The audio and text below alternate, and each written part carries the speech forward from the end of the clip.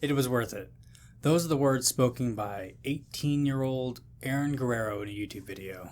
It was a whirlwind romance that started in June 2020 between 18-year-old Aaron Guerrero and 16-year-old Sarah Halseth that would end in cold-blooded murder of Sierra's 45-year-old father, Daniel Halseth, around April 7th or 8th, 2021.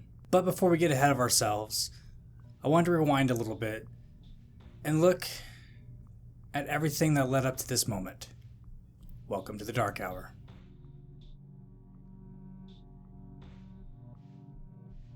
Daniel Halseth seemed like your typical doting father, posting pictures of himself and Sierra and his two other kids on social media.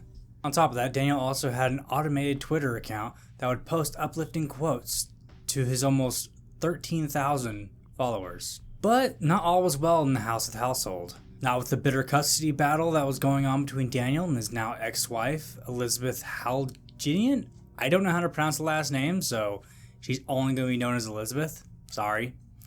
Daniel and Elizabeth would divorce in 2011, and Elizabeth would get custody of all three children, but last year they began disputing over custody again. This is all known about the custody battle. Due to confidentiality reasons, the CPS hasn't released any new information or anything like that, and they probably never will. So in October 2011, on the night of the divorce, Daniel would be arrested for assault. With that, Sierra would move from Las Vegas to Alaska with Elizabeth and her two other siblings.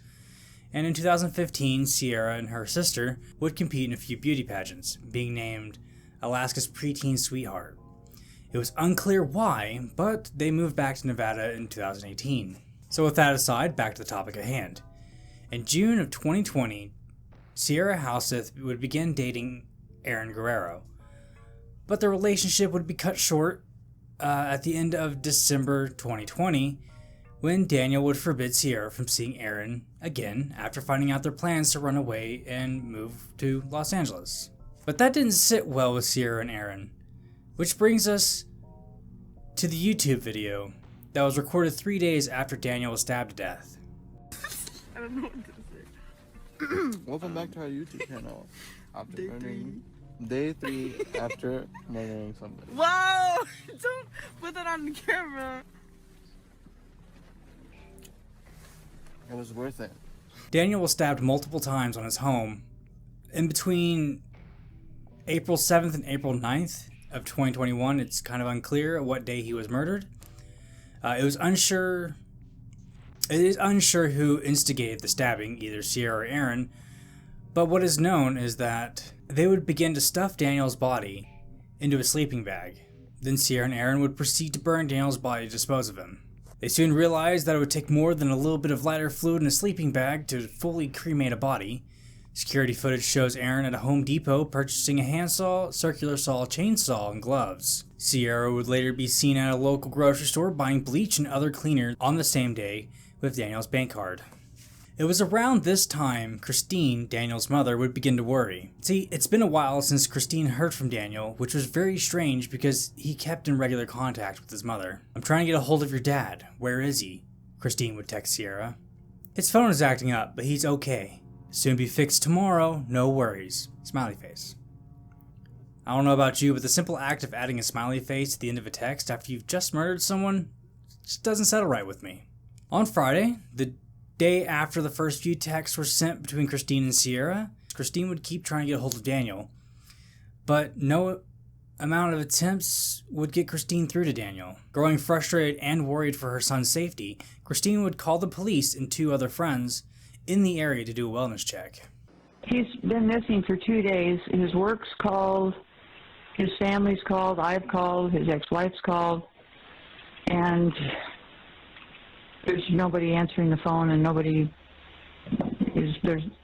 nothing. I know there's something very wrong going on here. The two other unnamed friends would soon stumble upon a horrific scene that unfolded in Daniel's house just a few days prior. Upon entering the home, the friends said they smelled like something was burning, just recently been on fire in the house. The friends would come across a large area in the house that seemed to have been burnt, but no other signs of anyone at home. They began looking through every room, including all the upstairs rooms. They would eventually find Daniel's dismembered remains in the garage.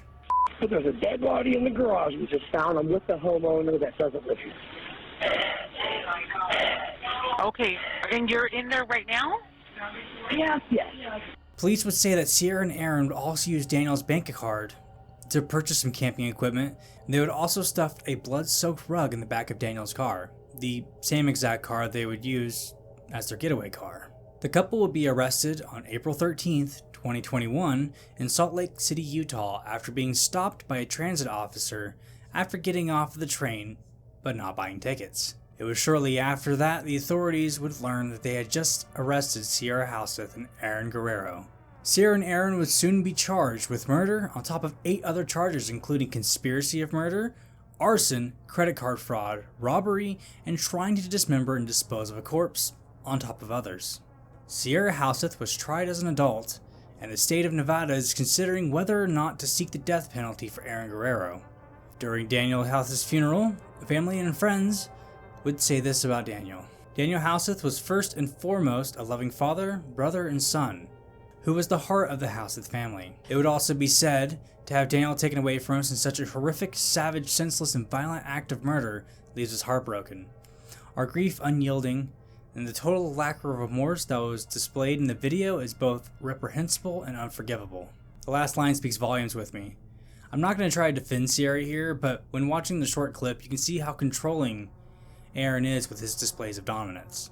But in the end, they both committed the murder instead of just running away and eloping, and I believe Sierra and Aaron should have to atone for their sins. But this was the story about a caring father who would look out for the well-being of his daughter and have to pay the ultimate price for it. It's crazy what young teen hormones can do. Now, I don't want to say if you liked the video, but if you did like the video, make sure to like it. And if you're not already subscribed, then please consider subscribing. I try to post a video at least once or twice a week. My schedule is not 100% certain yet because I have other channels that I do. Other than that, I'll see you all in the next Dark Hour.